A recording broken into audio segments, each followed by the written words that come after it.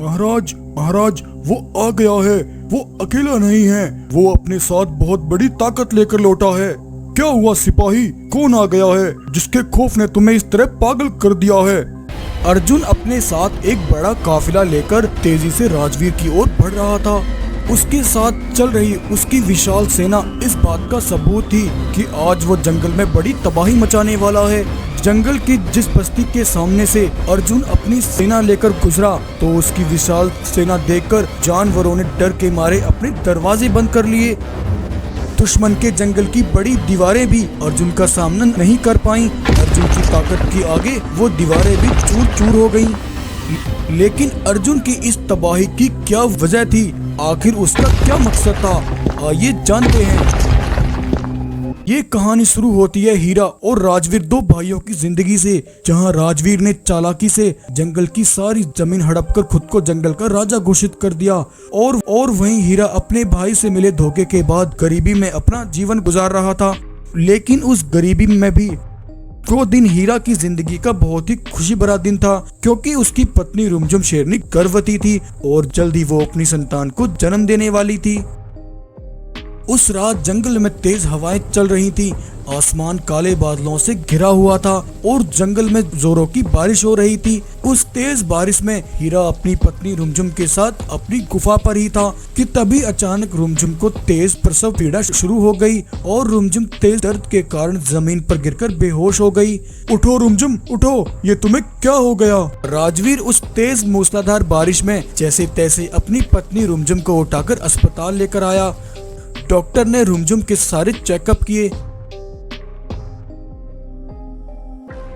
देखो हीरा, तुम्हारी पत्नी की हमें आपातकालीन डिलीवरी करनी होगी। इसके लिए हमें उसका ऑपरेशन करना होगा। ऑपरेशन के खर्चे में पूरे 2 लाख लगेंगे। तुम जल्दी से 2 लाख अस्पताल में जमा कराओ, तभी ऑपरेशन का काम शुरू हो पाएगा। 2 लाख रुपए का नाम सुनकर हीरा परेशान हो गया। कहाँ से लाऊंगा मैं 2 लाख रुपए? इस गरीबी में मेरी तो इतनी आमदनी भी नहीं है। हीरा ये सोचकर इस परेशानी की घड़ी में अपने दोस्त भालू से मिला और उसे अपनी परेशानी बताई। दोस्त, मुझे माफ करना, मैं चाहकर भी इस घड़ी में तुम्हारी मदद नहीं कर सकता। लेकिन हीरा, तुम जिसके यहाँ काम करते हो वो तुम्हें 2 लाख रुपए दे सकता है। हाँ भालू, तुम सही कह रहे हो, ये तो मैंने सोचा ही नहीं। तब हीरा, जिसके यहाँ मजदूरी का काम करके अपना घर चलाता था, उसके पास जाकर हीरा ने अपनी सारी कहानी बताई। देखो हीरा, तुम मेरे यहाँ बरसों से काम कर रहे हो और तुम हमारे सबसे भरोसेमंद और पुराने नौकर हो, इसलिए मैं तुम पर भरोसा करके तुम्हें 2 लाख दे देता हूँ। लेकिन तुम्हें मेरा उसूल पता है, मैं अपने किसी भी सगे संबंधी पर भी 1 रुपए का भी कर्ज कभी नहीं छोड़ता। अगर तुमने मेरे पैसे लौटाने में 1 भी दिन की देरी की तो मैं कुछ भी कर सकता हूँ। और इस तरह हीरा ने अपने मालिक से 2 लाख रुपए ले लिए। लेकिन उसे 2 लाख रुपए लेते हुए उसके भाई राजवीर के एक सिपाही ने देख लिया। सिपाही ने राजवीर के पास जाकर उसे ये बात बताई। 2 लाख, आखिर इतनी बड़ी रकम का वो भिखारी हीरा क्या करेगा? जरूर वो हीरा मुझसे आगे बढ़ने की तैयारी कर रहा है, लेकिन मैं भी उसका बड़ा भाई हूँ। मेरे होते हुए वो कभी मुझसे आगे नहीं बढ़ सकता। सिपाही, तुम मेरी बात अगर समझ गए हो तो तुम्हें पता होगा कि तुम्हें क्या करना है। जी महाराज, मैं बिल्कुल समझ गया।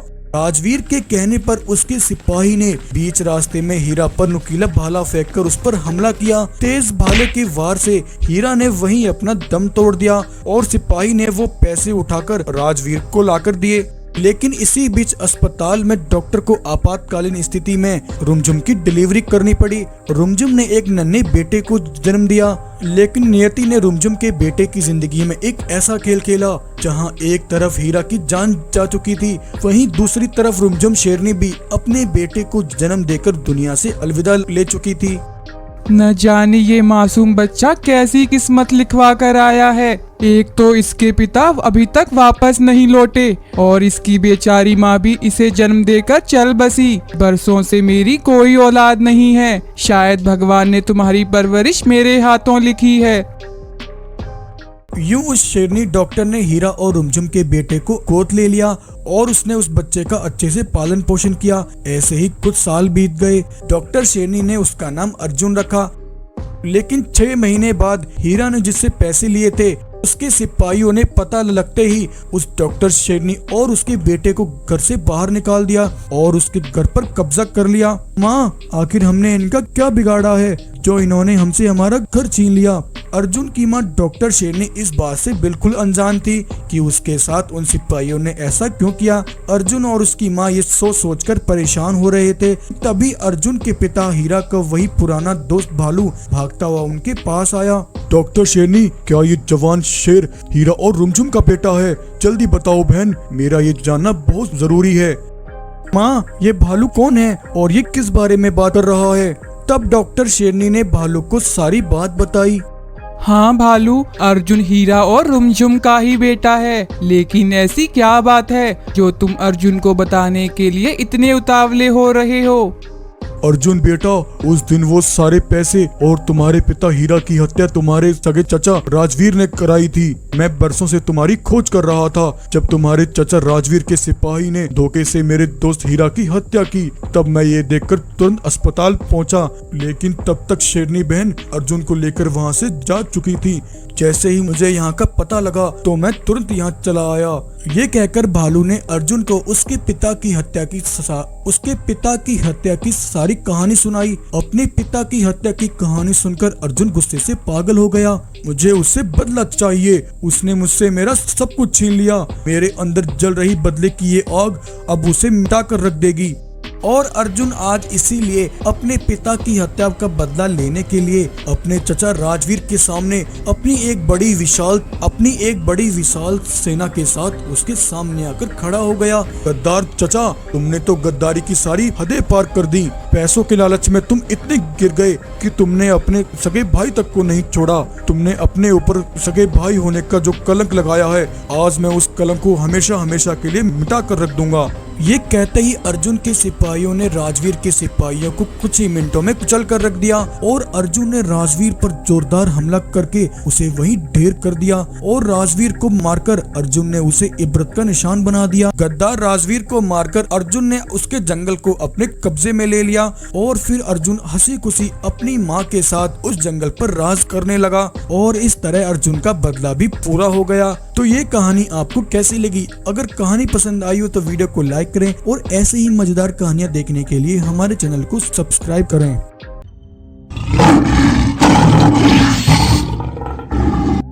आज मैं उस पापी से अपना बदला लेकर रहूंगा, चाहे मुझे उसके सिपाहियों की कितनी ही लाशें क्यों न बिछानी पड़े। ये कहकर कृष्णा शेर एक मानव शेर का रूप ले लेता है और एक नाव में बैठकर समंदर के रास्ते निकल पड़ता है। कृष्णा को किसी भी हाल में रंगा बाग के जंगल में पहुंचना था। कृष्णा का गुस्सा आज साफ साफ ये बता रहा था कि वो आज एक बड़ी तबाही मचाने वाला है। लेकिन तभी रंगा के कुछ सिपाहियों की नजर कृष्णा पर पड़ गई। अरे भाई, देखो देखो, वो कश्ती में सवार विशाल शेर कौन है और ये तो हमारे जंगल में घुसने की कोशिश कर रहा है। चलो चलो, महाराज को इसकी सूचना देते हैं। और सिपाहियों ने जाकर रंगा को सब बता दिया। आखिर कौन है वो जो इस तरह से हमारे जंगल में घुसने की कोशिश कर रहा है? सिपाहियों, जाओ रोको उसे। लेकिन इससे पहले रंगा के सिपाही उसे रोकते। वो विशाल शेर रंगा के जंगल में तब तक दाखिल हो चुका था। जंगल की दीवार पर तैनात रंगा के सिपाहियों को उस विशाल शेर ने अपने पैरों तले कुचल दिया और रंगा तक पहुंचने के लिए उसने जंगल की बड़ी बड़ी दीवारों को अपने पैर के जोरदार वार से तोड़ दिया। लेकिन इस विशाल शेर का आखिर क्या मकसद था? दरअसल कृष्णा के पिता राजा रघुवीर शेर एक साधारण शेर थे, लेकिन रघुवीर शेर सिर्फ बाहर वालों के लिए ही एक साधारण शेर था। अपनी प्रजा के लिए वो किसी मसीहा से कम नहीं था। कृष्णा के पिता रघुवीर शेर को बचपन में अपने पूर्वजों से कुछ ऐसी अनोखी शक्तियां मिली थी जिन शक्तियों की मदद से रघुवीर अपने जंगल की प्रजा की हर तरह से मदद करता और अपनी प्रजा के साथ वो हर समय खुश रहता। एक दिन जब रघुवीर अपनी शक्तियों की मदद से अपनी प्रजा को भरपेट खाना खिला रहा था, तब रघुवीर को उन शक्तियों का इस्तेमाल करते हुए रंगा के एक सिपाही ने देख लिया और उसने रंगा के पास जाकर उसे ये बात बताई। ऐसी अद्भुत शक्तियों के बारे में मैंने कभी नहीं सुना। रघुवीर की वो शक्तियां मुझे चाहिए। एक बार अगर वो शक्तियां मुझे मिल गई तो फिर मुझे इस धरती पर हुकूमत करने से कोई नहीं रोक सकता। तब ये सोचकर रंगा ने एक खास सिपाही को अपने पास बुलवाया। तुम्हें मेरा एक काम करना होगा, उसकी कीमत मैं तुम्हें बहुत बड़ी दूंगा। ऐसा कोई काम नहीं जो मैं ना कर सकूं। बताओ क्या काम है? ये तुम्हारे लिए कोई बड़ा काम नहीं है। तुम्हें पास के जंगल के राजा रघुवीर को उठा कर लाना होगा, लेकिन उसको तुम्हारी भनक भी नहीं पड़नी चाहिए। काम हो जाएगा, चिंता मत करो। तब वो सिपाही रघुवीर के जंगल पहुंचकर उस पर नजरें गड़ाए हुए था। वो बस उस मौके की तलाश में था जब रघुवीर शेर अकेला हो। सुनिए कृष्णा के पिताजी, मैं कृष्णा को लेकर नदी पर पानी पीने जा रही हूँ। हाँ ठीक है गौरी, आराम से जाओ और कृष्णा का ख्याल रखना। गौरी अपने बेटे कृष्णा को लेकर नदी पे पानी पीने चली गई और रंगा के उस सिपाही को यही मौका मिल गया। उसने पीछे से आकर रघुवीर पर एक जहरीला तीर छोड़ा। जहरीले तीर से रघुवीर वहीं बेहोश हो गया। उसने रघुवीर को उठा लिया और वो वहां से फरार हो गया और बेहोश रघु को उठाकर रंगा के पास ले आया। ये लो रंगा, तुम्हारा काम हो गया, अब मुझे मेरी कीमत चाहिए। रंगा ने उसे काम के बदले उस सिपाही को ढेर सारा सोना दिया और उसने रघुवीर को बंदी बना लिया। रघुवीर, बहुत मजे कर लिए तुमने उन शक्तियों के साथ। अब चुपचाप तुम्हारे अंदर जो शक्तियां हैं वो इसी समय मुझे दे दो, बदले में मैं तुम्हें जीवित छोड़ दूंगा। रंगा, तुम्हें कोई गलत फहमी हुई है, मेरे अंदर कोई ऐसी शक्ति नहीं है। मैं भी तुम्हारी तरह एक साधारण शेर हूँ। रघुवीर, मुझे बहलाने की कोशिश मत करो, मुझे सब पता चल चुका है। मेरे सिपाही ने तुम्हें अपने जंगल में उन शक्तियों से जानवरों को भोजन कराते हुए देखा है। अब चुपचाप मेरी बात मान लो। रंगा, अगर तुम सब जान गए हो तो ये भी जान लो, मैं अपनी जान दे सकता हूँ, लेकिन उन शक्तियों को गलत हाथों में कभी नहीं दूंगा। ये सुनकर रंगा को बहुत गुस्सा आया। इसका मतलब तू ऐसे नहीं मानेगा। सिपाहियों, इसे उठाकर जिंदान में डाल दो, इसे सिर्फ एक वक्त का खाना दो, मैं भी देखता हूँ ये कब तक अपने उन उसूलों पर टिका रहता है। रंगा ने अपने सिपाहियों से कहकर रघुवीर को जिंदान में डलवा दिया। रघुवीर को जिंदान में डालते हुए एक गाय ने देख लिया और वो तुरंत गौरी शेरनी के पास पहुंची और उसने गौरी को सब बता दिया। रघुवीर के पकड़े जाने की खबर सुनकर तो जैसे गौरी का कलेजा ही फट गया। वो बहुत परेशान हो गई। गाय बहन, तुम भूलकर भी इस बारे में कृष्णा को मत बताना। मैं जानती हूँ वो जालिम रघुवीर को कभी आजाद नहीं करेगा, क्योंकि जिन शक्तियों को वह रघुवीर से हासिल करना चाहता है वो शक्तियाँ कृष्णा के अंदर भी हैं। जब उसे कृष्णा का पता चलेगा तो वो मेरे बेटे तक पहुंचने की कोशिश जरूर करेगा। उस जालिम से बचाने के लिए मुझे अपने बेटे को यहाँ से लेकर जाना होगा। तब गौरी अपने बेटे कृष्णा को लेकर अपने जंगल से दूर आकर रहने लगी और ये राज कृष्णा से छुपाने लगी। माँ, पिताजी कहाँ गए हैं? वो हमसे अब तक मिलने क्यों नहीं आए? और माँ, हम अपने जंगल से दूर आकर यहाँ क्यों रह रहे हैं? बेटा, तुम्हारे पिताजी जरूरी काम से विदेश गए हैं। उन्होंने एक पत्र भेजकर हमें यहाँ रहने के लिए कहा है। अब तुम इस बारे में ज्यादा मत सोचो, वो जल्द ही वापस लौट आएंगे। लेकिन यूं करते करते पूरे 15 साल बीत गए। कृष्णा जवान हो गया, लेकिन उसके पिता अभी तक नहीं लौटे थे। तब एक दिन कृष्णा ने फिर से अपनी माँ से सवाल किया। माँ, पिछले 15 वर्षों से मेरा एक ही सवाल है, मेरे पिताजी कहाँ हैं? उनके साथ क्या हुआ है? जरूर आप मुझसे कुछ छुपा रही हैं। अगर पिताजी किसी काम से बाहर गए होते तो वो जरूर लौट कर आते। बताओ माँ, आखिर तुम मुझसे क्या छुपा रही हो? मेरे पिताजी कहाँ हैं? तब मजबूर होकर गौरी कृष्णा को उसके पिता रघुवीर शेर का वो राज बताती है कि आखिर क्यों वो इतने लंबे वर्षों से अपने बेटे के साथ अपना जंगल छोड़कर यहाँ रह रही है। बेटा, वो जालिम तुम तक ना पहुंच सके, इसलिए मैं तुम्हें पिछले 15 वर्षों से लेकर यहाँ रह रही हूँ। मुझे तो ये भी नहीं पता कि तुम्हारे पिता इस समय जिंदा होंगे भी या नहीं। ऐसा मत कहो माँ, पिताजी को कुछ नहीं होगा। मेरे पिता एक बहादुर राजा हैं। उस लालची रंगा ने उन शक्तियों की लालच में आज भी पिताजी को बंदी बनाकर रखा होगा। वो आज भी जिंदा होंगे। मैं अपने पिता तक जरूर पहुँचूंगा।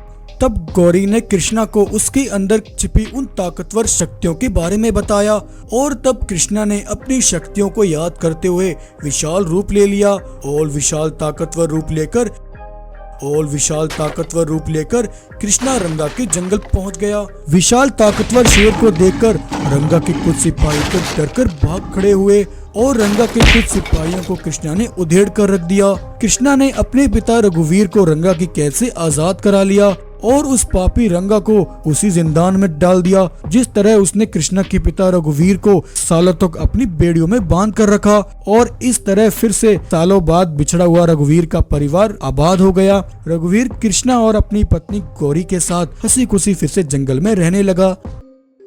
रात में घनी मूसलाधार बारिश के बीच एक बूढ़ा भालू पहाड़ियों के बीच रास्ते से गुजर रहा था। मैंने उसे वचन दिया है, मैं इसे दक्षिण दिशा की सबसे ऊंची पहाड़ी पर रहने वाले इसके असल हकदार तक पहुंचा कर रहूंगा। बूढ़ा भालू पहाड़ियां चढ़कर एक गुफा तक पहुंचा जहां एक शेरनी अपने बेटे के साथ रहा करती थी। बूढ़ा भालू उस नन्हे शेर को देखते ही उसे पहचान गया।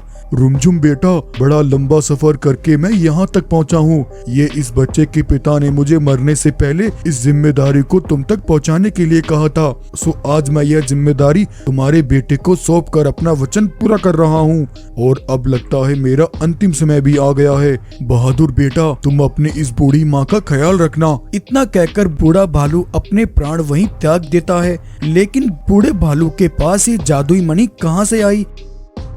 दरअसल इस जादुई मणि का असल हकदार रुद्रा शेर एक जंगल में सुरक्षित जगह पर इसकी रक्षा किया करता था। रुद्रा इस जादुई मणि की सहायता से अपने जंगल के जानवरों को हमेशा खुश रखता और जंगल में आने वाली हर मुसीबत से उनकी रक्षा करता था। लेकिन उधर खूंखार दानवों की दुनिया में रहने वाला कालिया शेर उस जादुई मणि पर अपनी नजरें गड़ाए बैठा था। दरअसल कालिया शेर रुद्रा का सौतेला भाई था जिसे सालों पहले रुद्रा ने अपने जंगल से धक्के मारकर निकाल दिया था। हमारी इस असीम ताकत का होने का कोई फायदा नहीं जब तक वह जादुई मणि मेरे हाथ नहीं लगती। उस मणि को हासिल कर मैं पूरी दुनिया पर हुकूमत करूंगा और हर कोई मेरा नाम सुनकर ही कांप उठेगा। तुम में से कुछ सिपाही आज ही रुद्रा के जंगल जाओ और रुद्रा को मेरी ताकत की पहली झलक दिखाओ। खूंखार दानवों का एक दस्ता रुद्रा के जंगल आया। वहां जाकर वे रुद्रा की गुफा की ओर बढ़ने लगे। तभी जंगल के कुछ जानवरों ने सामने आकर उनका रास्ता रोका। कौन हो तुम सब और तुम्हारी हिम्मत कैसे हुई हमारे जंगल में दाखिल होने की? अगर तुम सबको अपनी जान प्यारी है तो हमारे रास्ते से हट जाओ वरना एक एक को जलाकर राख कर देंगे। भाई, मुझे लगता है ये दोनों यहाँ हमारे महाराज रुद्र की जादुई मणि को चुराने आए हैं। कान खोल कर सुन लो दरिंदो, हमारे रहते तुम उस मणि तक कभी नहीं पहुँच सकते। ये सुनकर दानवों को बहुत गुस्सा आया और उन्होंने अपनी शक्तियों से मासूम जानवरों पर हमला कर दिया और अपने वार से कई जानवरों को खून में नहला दिया। वहीं खून से लथपथ एक गाय ने जाकर जब रुद्रा को इसकी खबर दी तब रुद्रा अपनी मणि लेकर फौरन उन दरिंदों के पास पहुंचा और उनके सामने आकर अपना विशाल रूप लेकर अपनी मणि की शक्तियों से उन पर हमला किया। रुद्रा का विशाल रूप देखकर दानव वहां से भागने लगे। उनमें से कई दानव रुद्रा की मणि की शक्ति से जलकर राख हो गए और बाकी बचे दानव वापस कालिया शेर के पास लौटे। महाराज, जब तक वह मणि उस रुद्रा के पास है हम उसकी ताकत का सामना नहीं कर सकते। कोई बात नहीं सिपाहियों, जब ही सीधी उंगली से ना निकले तब उंगली टेढ़ी करनी पड़ती है। तुम सब मेरी बात ध्यान से सुनो। कालिया अपने सिपाहियों को अपनी अगली चाल के बारे में समझाता है। उधर रुद्रा की पत्नी रुमझुम शेरनी जो गर्भवती थी उसे अचानक से प्रसव पीड़ा शुरू हो जाती है और कुछ ही देर में रुमझुम शेरनी एक नन्हे शेर को जन्म देती है। जहां एक तरफ रुद्रा अपने बेटे के जन्म से खुश था, वहीं उन दरिंदों से अपनी बीवी बच्चे की रक्षा की जिम्मेदारी ने उसे चिंता में डाल दिया। रुमझुम को पहाड़ी पर छोड़कर रुद्रा अपनी गुफा पर आया। उधर तभी रुद्रा का सौतेला भाई कालिया रुद्रा के पास आया। कालिया, तुम यहाँ क्या कर रहे हो? क्या तुम भूल गए कि तुम्हें इस जंगल से बेदखल कर दिया गया है? रुद्रा भाई, मैं जानता हूँ मैंने यहाँ आकर तुम्हारी नाफरमानी की है, लेकिन जब मैंने अपने भाई को मुसीबत में देखा तो मुझसे रहा ना गया। मैं उन दरिंदों की ताकत से भली भांति परिचित हूँ। उन्होंने कई बार मुझको भी अपना निशाना बनाया, लेकिन अब मैं उनके वार का जवाब तुम्हारे साथ मिलकर उनसे लड़ कर दूंगा मेरे भाई। तभी सामने से एक मादा घोड़ा रुद्रा के पास आती है। रुद्रा भाई, मैंने सुना है तुम इस मणि से सबकी मदद करते हो। मेरे ऊपर एक बहुत बड़ी मुसीबत आई है। मेरे 2 छोटे बच्चे जंगल की नदी में आई तेज बाढ़ में फंस गए हैं। तुम भगवान के लिए उन्हें बचा लो, तुम्हारा बहुत एहसान होगा। तब रुद्रा उस मादा घोड़ा की बात सुनकर फौरन मणि के साथ उस जगह पर पहुंचता है जहां उसने देखा कि वाकई में मादा घोड़ा के 2 छोटे बच्चे पानी में डूब रहे थे। रुद्रा जैसे ही उन्हें पानी से निकालने उनके पास गया, तभी वे दोनों बच्चे दानव में बदल गए और उन्होंने रुद्रा पर हमला किया। रुद्रा पर जोरदार वार किए और रुद्रा को लहूलुहान कर दिया। खून से लथपथ रुद्रा ने एक ऊंची उड़ान भरी, लेकिन रुद्रा बहुत बुरी तरह घायल हो चुका था। थोड़ा दूर उड़ने के बाद उसके पंख डगमगाने लगे और वो सीधा नीचे जमीन पर एक जंगल में आ गिरा जहां एक बूढ़ा भालू रहता था। उसने वह जादुई मणि उस बूढ़े भालू को दी। भालू काका, मेरे साथ बहुत बड़ा धोखा हुआ है। जिस पर मैंने भरोसा किया उसी ने मेरी पीठ में खंजर घोंपा। ये मणि अगर उसके हाथ लगी तो वो सब बर्बाद कर देगा। दक्षिण दिशा की सबसे ऊंची पहाड़ी पर रहने वाला उस बहादुर माँ का बेटा ही इसका असल हकदार है। तुम ये मणि किसी तरह उस तक पहुँचा देना। बेटा, मैं तुमसे वादा करता हूँ, मैं तुम्हारी ये जिम्मेदारी जरूर निभाऊंगा। और यूं इस तरह बूढ़े भालू ने वह मणि रुद्रा के बेटे बगीरा तक पहुंचाकर अपना वचन निभाया।